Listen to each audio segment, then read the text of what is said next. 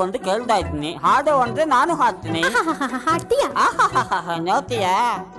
ಗಗನದಲ್ಲಿ ಮಳೆಯ ದಿನ ಗುಡುಗಿನ ತನನ, ಆ ತನನ ದಿನ ಧರಣಿಯಲ್ಲಿ ಹಸುರಿನ ಜನನ. ಗಗನ ಘನ